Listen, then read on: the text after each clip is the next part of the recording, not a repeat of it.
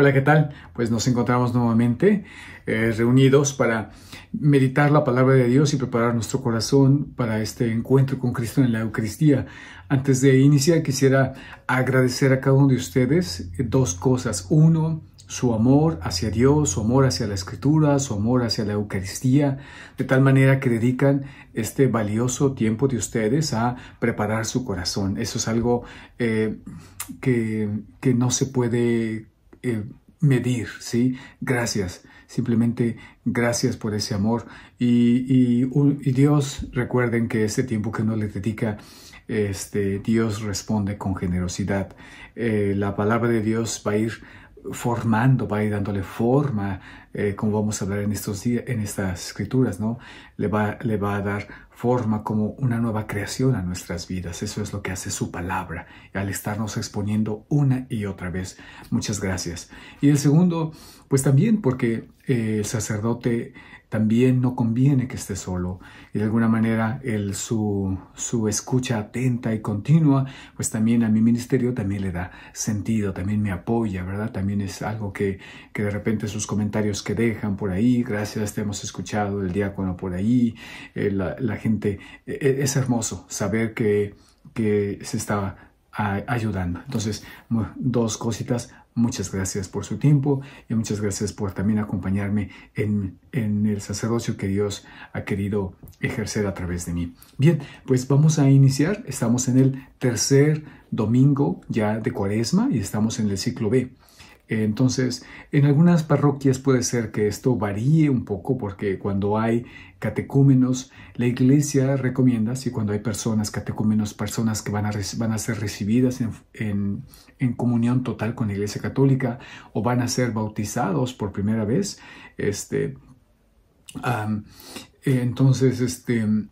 la iglesia acostumbra a utilizar el ciclo A y empezaría un ciclo muy hermoso que es acerca de la samaritana, del ciego de nacimiento y la resurrección de Lázaro en el domingo tercero, cuarto y quinto. Entonces puede ser una sorpresa en su parroquia que nos hagan estas lecturas porque son estas recomendaciones.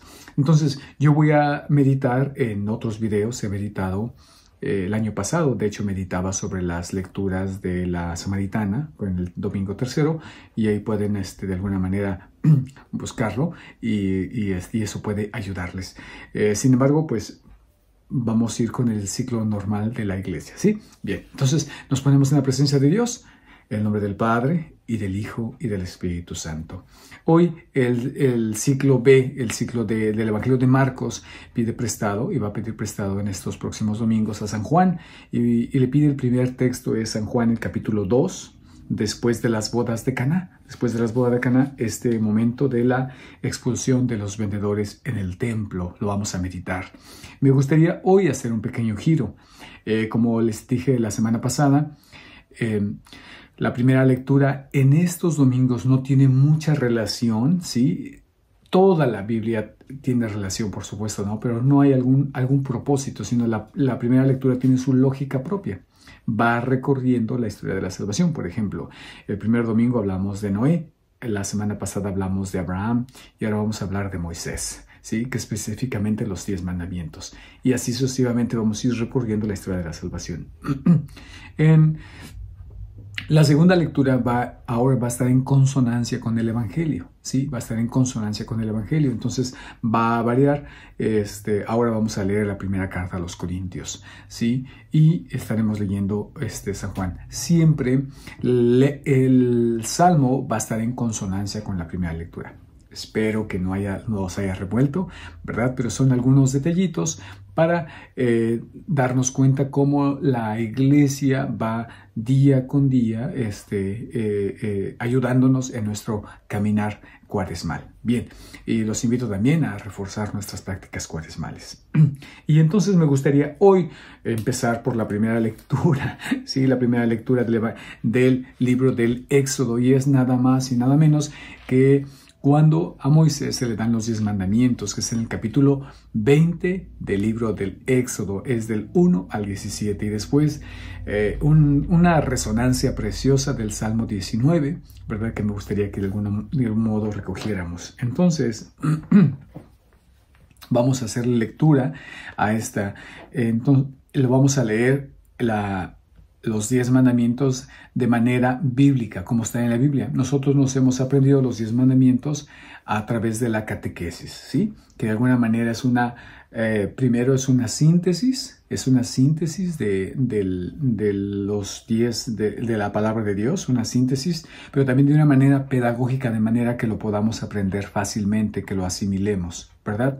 Y tercero, también podríamos decir que hay una corrección, Y ahorita voy a corrección en el sentido de que la Iglesia entiende que la palabra de Dios, ¿verdad? Debe ser interpretada porque está dicha y fue escrita en un contexto muy especial, y ahora nuestros contextos se pueden aplicar de una manera diferente con la misma validez, ¿sí? No estamos modificando nada, sino en la interpretación, ¿verdad? Ahora es un poco diferente porque ya no estamos en esa misma realidad. Ahorita lo explico al final de los 10 mandamientos. Precisamente el versículo 17 es el que puede ser algún tipo, a eso me refiero, problemático. Bien, entonces, capítulo 20. Y dijo Dios todas estas palabras: Yo soy el Señor, tu Dios, que te hice salir de Egipto, de un lugar de la esclavitud. No tendrás otros dioses delante de mí. No te harás ninguna escultura y ninguna imagen de lo que hay arriba en el cielo, o abajo en la tierra, o debajo de la tierra en las aguas. No te postrarás ante ellas, ni les rendirás culto, porque yo soy el Señor tu Dios, un Dios celoso, que castigo la maldad de los padres en los hijos, hasta la 3ª y 4ª generación, si ellos me aborrecen. Y tengo misericordia a lo largo de 1000 generaciones, si me aman y cumplen mis mandamientos.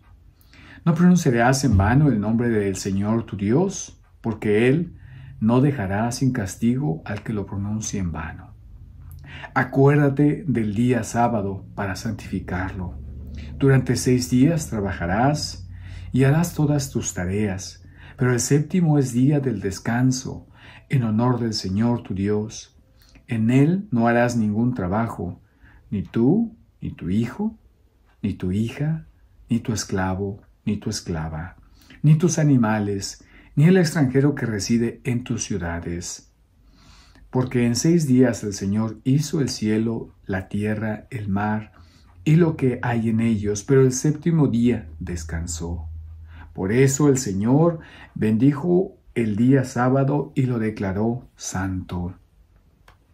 Honra a tu padre y a tu madre, para que tus días sean muchos en la tierra que el Señor tu Dios te da. No matarás, no cometerás adulterio, no robarás, no darás falso testimonio contra tu prójimo, no codiciarás la casa de tu prójimo, ni codiciarás la mujer de tu prójimo, ni su esclavo, ni su esclava, ni su buey, ni su asno, ni ninguna otra cosa que le pertenezca. Bien, entonces encontramos, lo primero que quiero hablar es del contexto. El catecismo mismo de la Iglesia nos dice que la ley moral viene en segundo lugar, ¿sí? La relación, lo primero es la relación con Cristo, el encuentro con Cristo, y lo segundo es la ley moral. Yo ponía el ejemplo ahora que comparto con los jóvenes en el estudio de Biblia, que es como cuando conoces a una persona. Cuando conoces a una persona no hay ninguna obligación moral de uno al otro. Cuando conoces a una persona, tú llegas, te presentas ante esta persona y los dos son libres, ¿verdad? Obviamente se requieren pues algunas virtudes, ¿verdad? Pero no se requieren virtudes y se requieren reglas de acuerdo a su naturaleza, de acuerdo a su oficio, de acuerdo, ¿verdad? Se requiere, pero no entre tú y yo, vamos a decirlo así. Y una vez que hemos entrado en una relación, ¿verdad? Que llegamos a ser amigos, que llegamos a ser novios, y no se diga que se llega a ver un matrimonio en la unión más profunda que puede haber en esta tierra, ¿verdad? Entre personas,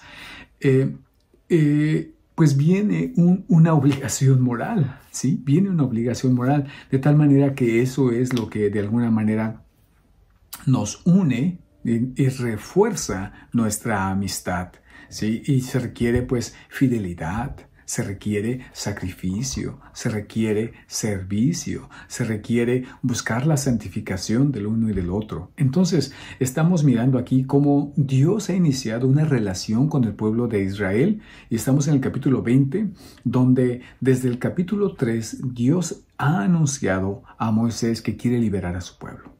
Y así sucede este camino hasta que enviando plagas a Egipto, y estas plagas significan que como convertir la primera, ¿verdad? Convertir el río, toda el agua en sangre, significa golpear la idolatría de Egipto. ¿Sí? La idolatría de Egipto, de tal manera que todas las plagas tienen que ver con dioses que cree Egipto. ¿Sí? De tal manera que los magos y hechiceros de Egipto pueden hacer lo mismo que Moisés y Aarón, ¿sí?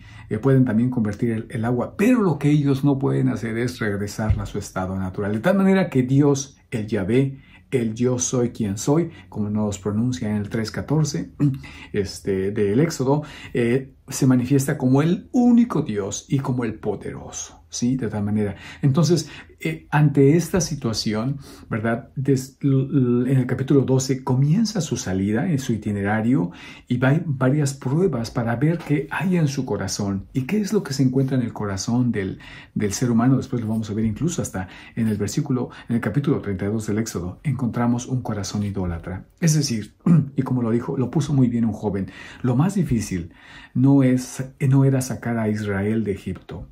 Lo más difícil era sacar a Egipto del corazón de los israelitas. Al inicio del Éxodo comienza a decir que ya tenían 430 años, lo cual le había sido revelado a Abraham allá en el Génesis. Le había sido revelado en el capítulo 15 y le dice, y estarán en Egipto por 430 años. Y se cumple. Y al final del libro del Éxodo eso va a decir, y estuvieron en Egipto 430 años. La palabra de Dios se cumple, ¿verdad? Entonces, ante esta situación, tenemos que pensar que en Dios comienza una relación con el pueblo de Egipto y les alimenta como un padre. Les da de beber como un padre les da de beber. Los acompaña en el desierto, ¿sí? Y se entrega. Y entonces, cuando Él muestra que Él es el Dios, y en el capítulo 19 va a decir, yo quiero que ustedes sean una nación de sacerdotes y reyes, entonces les da este decálogo. ¿Cuál es la mejor manera de expulsar, de sacar la idolatría del corazón, de lo cual vienen, de alguna manera, vamos a decir, contaminados de Egipto? Son los 10 mandamientos. Es una ley de libertad, pero especialmente tenemos que tener en la cabeza el contexto de Egipto, y entonces por eso los podemos entender. De tal manera que entonces en el primer momento dice, les recuerda, yo soy el Señor tu Dios, soy el Señor, el Yahvé, en el hebreo es el Yahvé, yo soy el que soy, ¿sí? Tu Dios, que te hizo salir de Egipto, del lugar de la esclavitud. Entonces, estas leyes tienen la intención de conservar la libertad, como dice San Pablo. Dios te hizo libre, ¿verdad? Dios te dio la libertad para ser libre, ¿sí? Y no es un pleonasmo, ¿no? Dios nos ha conquistado nuestra libertad para que vivamos en libertad. Entonces ellos son expulsados o son conducidos, son llevados al éxodo de esa esclavitud, pero conservan sus corazones idólatras. Y entonces lo primero tiene que ver con eso. No tendrás otros dioses delante de mí. Has salido, pero no vuelvas espiritualmente a ir a esos dioses. Y lo vamos a ver que en el capítulo 32 vuelven a esos dioses, ¿no? Segundo, no te harás ninguna escultura y ninguna imagen de lo que hay arriba en el cielo o abajo de la tierra o debajo de la tierra en las aguas. ¿A qué se refiere? Pues los dioses que ellos han experimentado. Los egipcios son idólatras y entonces ellos acostumbran eso, a esculpir imágenes para ser adorados o ser venerados, y por eso dice, no te postrarás ante ellas, ni les rendirás culto, porque yo soy el Señor tu Dios, un Dios celoso, ¿sí? Y que castigo hasta la 4ª generación, y tengo misericordia a lo largo de 1000 generaciones, y me aman y cumplen mis mandamientos. Entonces, este mandamiento a veces en otras ramas cristianas, al no interpretarlo correctamente y al leer solamente no te harás esculturas, inmediatamente culpan a nosotros los católicos por tener imágenes. Pero en este contexto, o sea, ni siquiera podríamos decir que hay una duda. Dice claramente, no tendrás otros dioses. Por ejemplo, las imágenes que ustedes pueden ver allá atrás y de este lado que tengo a Francisco de Asís, no los idolatro. Sí, para mí son de veneración, porque ellos son mis hermanos en la fe y por eso confiamos en la comunión de los santos. Y acá, el Cristo que tenemos acá, pues es el mismo Dios, ¿no? El mismo Jesús, su instrumento de salvación. Y así puedo decir de los santos que tengo aquí, como Santa Catalina de Cahuiza, y aquí tengo a San Benito, y aquí tengo a San Juan Pablo II, y aquí tengo pues a la Virgen de Schoenstatt, ¿no? De alguna manera, y no se diga que aquí, este es mi dedito apuntando, creo que sí, así va a salir bien, a Nuestra Señora de Guadalupe, etc. Tengo imágenes que me ayudan, aquí enfrente tengo a San Miguel Arcángel, etc. Que me ayudan a volver mi mente continuamente a Dios, que ellos son sus servidores, y yo pido a ellos que intercedan por mí para poder convertirme, ¿sí? Entonces estamos en esto. Entonces lo primero es acerca del Dios, y esa es la primera tableta que se le entrega. Son 2 tabletas, y en la primera tableta, en la primera piedra, están los mandamientos que corresponden a Dios. Y entonces el segundo dice, nosotros los católicos lo ponemos ese como 1. En otras iglesias cristianas eso lo ponen como 2. El primero, no tendrás otro Dios, y el otro, no te harás imágenes, ¿sí? Pero vuelvo a repetir, puede ser, al dividirlo de esa manera, estamos sacándolo de contexto. Y sí, es cierto que podemos tener otras imágenes. Por ejemplo, un día yo miré a un... ¿Cómo se llama esto? A un San Martín que se utiliza, San Martín Caballero, que es este gran santo militar que se quita la mitad de su capa y se la entrega a un mendigo, y después representa a Cristo. Pero esta imagen se puede idolatrar, y se ha hecho como incluso supersticiosa, porque abajo le han puesto como monedas, como han dicho que esa imagen puede dar como suerte a los negocios, y eso es idolatría, por supuesto. Aunque sea un santo, pero se está utilizando de manera en contra del amor de Dios, ahí sí. Y es cierto, los católicos también podemos entrar en idolatría. Claro que sí, y en supersticiones, ¿no? A veces he visto que podríamos traer incluso hasta algo como amuletos, en el cual siento que si me lo quito y lo dejo, algo va a atacarme. Y es cierto, ¿no? A veces hay momentos en que uno necesita esos cuidados que Dios nos da como sacramentales, ¿verdad? Pero no podemos depender del objeto, siempre tenemos que depender de Dios. Y entonces ahí exactamente está esta experiencia. Entonces el mandamiento número 2 que conocemos en la versión catequética dice, no pronunciarás en vano el nombre de Dios. Y después el tercero, acuérdate del día sábado para santificarlo. Y aquí es donde decimos, no lo cambia la iglesia, sino que mismo Jesús lleva la plenitud de esta ley, no quita el día del descanso, no quita el día del culto a Dios, pero lo lleva a su plenitud, que lo lleva al 8º día, que es el día de la resurrección. Entonces, desde el principio, unánimemente, desde la resurrección de Jesús, los católicos nos hemos reunido sin cesar los domingos. Ese es el día del Señor consagrado. Hasta en español, ese es el nombre. Domingo significa, viene de la palabra dominus, que significa Señor, dominus, ¿sí? El Señor. Y después vienen las otras leyes, ¿verdad? Con el amor al prójimo.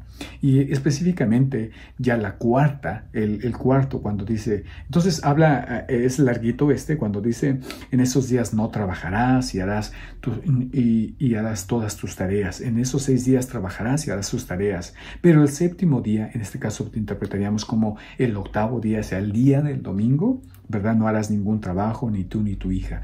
Y esto es precisamente lo que lo hemos ido perdiendo poco a poco. Pero son, vuelvo a repetir, leyes de libertad. Leyes de libertad, porque podemos ser tan idólatras hacia el trabajo, hacia los deportes, incluso hacia la familia, que podemos quitarle el lugar de Dios fácilmente y dárselo a alguien que no que no lo merezca, sino al quitar la mirada de Dios y querer hacerle el bien a las personas, lo estamos denigrando, estamos perdiendo nuestra esencia. Y entonces después viene este amor a honrar al padre y a la madre. Y en esto está contenido a toda la familia.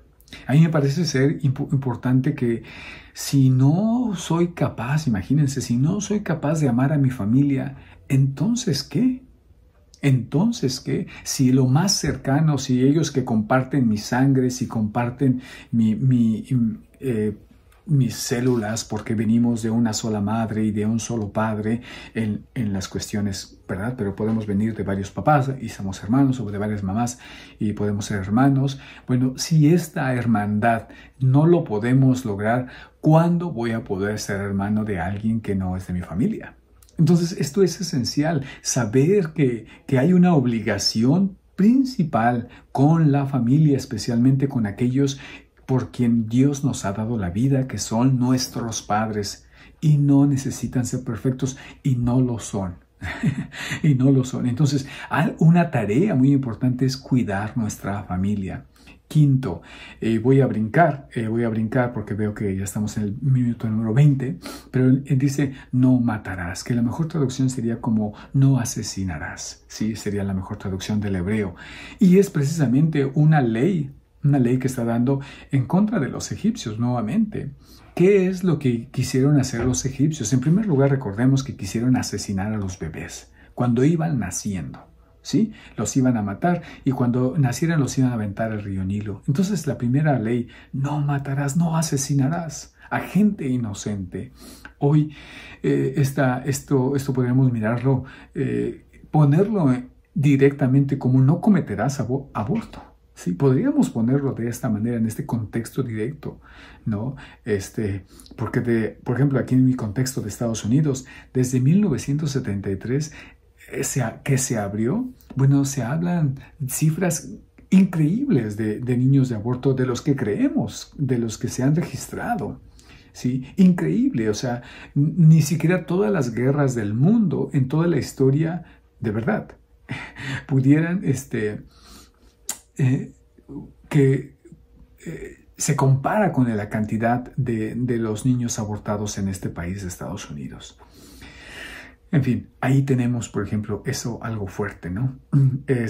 Entonces, lo que Dios se nos está cuidando en este contexto de los 10 mandamientos, está cuidando todo nuestro ser, nuestra integridad, desde nuestra religión, desde el verdadero culto, desde la relación, la vida con los otros, desde las pertenencias que tenemos, desde nuestra sexualidad, a saberla utilizar. Todos estos elementos que componen la vida del ser humano para ser libre. Y entonces por eso, cuando encontramos atrás de la ley a este Dios que nos ama, al Dios que nos sigue conduciendo, que nos sigue conduciendo a través del desierto a la libertad, que además que en esta comparación del Génesis, que del caos le está poniendo orden, porque nuestras vidas son un caos. Y entonces, al mirar estas leyes de amor, podemos mirar el rostro de Cristo. Estas leyes están para cuidarnos. Si nuestros hijos supieran que cuando les ponemos una regla, supieran que es porque les amamos, ¿sí? Que lo hacemos porque los amamos, que les decimos, hijo, báñate y vete a la escuela. Y es una ley, ¿sí? Y desayuna, ¿sí? Es decir, que les amamos de tanto que queremos que ellos crezcan, que ellos estén limpios, que su piel no se enferme y que ellos puedan nutrirse. Y detrás de eso hay un rostro de amor. O apaga la televisión, y ponte a estudiar, ponte a hacer tu tarea. Atrás de esa ley hay una mamá, un papá que los ama profundamente. Y cuando entendemos esto, entonces podemos mirar lo del Salmo 19 que les decía en un momento, en el versículo 8, donde en el versículo 8, estoy mirando por aquí, que aquí está, en el versículo 8, donde le dice, la ley del Señor es perfecta, reconforta el alma. Los preceptos del Señor alegran el corazón. La palabra del Señor es pura. Son más atrayentes que el oro fino, más dulces que la miel. De esta manera podríamos, cuando miramos la intención y lo que está atrás de esos 10 mandamientos, podríamos decir, Señor, gracias por amarme tanto. Y entonces en esa manera me parece ser que podríamos entrar a nuestra lectura, que tal vez ya no me va a dar tiempo de leerla y de explicarla toda, pero todos conocemos, solamente quisiera hacer como algún énfasis. Voy a leerlo, ¿verdad? Para que podamos tener un poquitito toda la the big picture, ¿sí? Todo el texto en nuestro corazón. Dice, versículo 13 del capítulo 2 de San Juan, se acercaba la Pascua de los judíos. Jesús subió a Jerusalén y encontró en el templo a los vendedores de bueyes, ovejas y palomas y a los cambistas sentados delante de sus mesas. Entonces, atención, sube a Jerusalén, es el tiempo de la Pascua, y sí, nos encontramos con los bueyes, las ovejas, las palomas y los cambistas. De tal manera que esos animales son los que van a ser sacrificados en honor a Dios, a Yahvé, el Dios único, que está prescrito por la ley. Y están ahí los cambistas, porque el dinero romano no entra a la iglesia. Entonces, ahí están quienes cambian lo que vayan a dar limosna, les cambian su dinero romano y le dan el equivalente el dinero de plata, el dinero que se administra en el templo, ¿verdad? Y se cambia para que puedan comprar. Llevar a un animal y que no esté corrupto, que no se les vaya a lastimar y después sacrificarlo, porque no eran animales, los animales deberían ser de lo mejor, ¿sí? A veces, por ejemplo, a veces generalmente damos nosotros lo peorcito, ¿no? Como que, esta camisa ya no me queda, ¿verdad? Pues hay que regalarla, ¿no? Vamos a regalarla. Esta chamarra también ya como que ya me la puse muchas veces, vamos a regalarla. Pero Dios decía, no. Dios quiere lo mejor, ¿sí? Quiere ser, y esto no es para Él, sino exactamente es cuando nosotros, es decir, es recordar que de Dios vienen todas las cosas y cuando nos aferramos y damos lo último, ¿verdad? Lo que nos sobra, entonces no estamos siendo generosos y nos estamos lavando la cara pensando que es generoso, pero una generosidad, un acto de caridad se da no con lo que te sobra, sino muchas veces con aquello que incluso te falta. Por eso ese tiempo de ayuno siempre debe ayudarnos a dar caridad, ¿sí? A dar no de lo que nos sobra, sino a veces de lo que incluso nosotros lo damos e incluso nosotros nos privamos de ello para que el otro pueda tener esa respiración. Y entonces dice pero ese no es el problema. No está atacando ni siquiera al culto, ni siquiera al sistema injusto, por decirlo así, sino lo que está atacando es que están en el templo. Y los estudiosos en esta materia hablan que esta área es la última parte, la entrada, donde estaba reservada para los que no eran judíos, para los paganos, para los gentiles que fueran a adorar a Dios. Y ahí entonces habían quitado esa área, se la habían robado, que si va un pagano pues no puede estar orando en el mercado, ¿verdad? Y entonces Jesús dice, hizo un látigo de cuerdas y echó a todos del templo. Junto con sus ovejas, sus bueyes, derramó las monedas de los cambistas, derribó sus mesas y dijo a los vendedores de palomas, saquen todo esto de aquí y no hagan de la casa de mi Padre una casa de comercio, que en la casa de Dios se va a dar, no se va a hacer negocio. Siempre que hagamos negocio con las cosas de Dios, tengamos mucho cuidado. Tengamos mucho cuidado porque las cosas de Dios no son para hacer negocio. ¿sí? Y a veces les he insistido mucho aquí, incluso en la parroquia que yo coordino, ¿no? No podemos dar, como sacar profit, ¿verdad? Como sacar interés de las cosas que se venden. Hay Biblias, porque aquí en Estados Unidos no hay lugares, ¿verdad? Vas a la Walmart y no sabes cuál es la adecuada, cuál Biblia. Y aquí están las Biblias que son católicas, que son aprobadas por y de repente mucha gente no lo sabe. Entonces ahí está y solamente se les cobra, ¿verdad? El envío y lo que vale el objeto, ¿no? Nosotros les hacemos las órdenes, pero no hay ninguna ganancia en esto, por decirlo así. Pero hay gente que sí, que puede negociar con las cosas. Por eso a veces, y con esto cierro, ¿no? Muchas veces he escuchado incluso que ya el Deuteronomio lo condena en el capítulo 19 acerca de la hechicería. Pero muchos de estos hermanos, y lo digo con dolor, están haciendo gran negocio con esta situación que ya de entrada es ilícita y va en contra de Dios, pero a veces piden cantidades grandes de dinero, ¿sí? Pero dicen, como un dicho, ¿no? Pero el indio no tiene la culpa, sino el que lo hace, compadre. ¿Sí? Ese es uno de los dichos. Entonces, de alguna manera, nosotros, los que desafortunadamente han acudido en una situación que no justifico, pero la entiendo, desesperada, han ido a esos lugares, han de alguna manera contribuido a esta situación tan difícil de idolatría, ¿sí? De superstición y de cosas en contra de nuestra fe y en contra de Dios, como ir a consultar cosas que no provienen de Dios.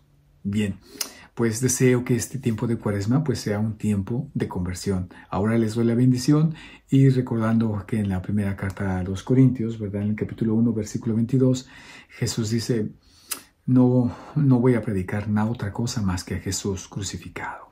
Los invito. Esto que se ve, estas reglas que de repente nos cuestan tanto trabajo seguirlas, especialmente a los jóvenes, en algunas situaciones de su vida, yo les digo, esa locura, eso tan pobre que se ve, eso que no lo crees, hazlo. Hazlo por un año, pídele a Dios la gracia de poder cumplir sus mandamientos. Como va a decir San Juan en el capítulo 15, ¿verdad? El que me ama cumple mis mandamientos, el que me ama cumple mi palabra. Hazlo un año. Y verás la diferencia entre tu libertinaje, cuando carece de una moral, y cuando uno sigue la voluntad del Señor. Que el Señor les bendiga. En nombre del Padre, del Hijo y del Espíritu Santo, nos vemos en la Eucaristía. Hasta pronto.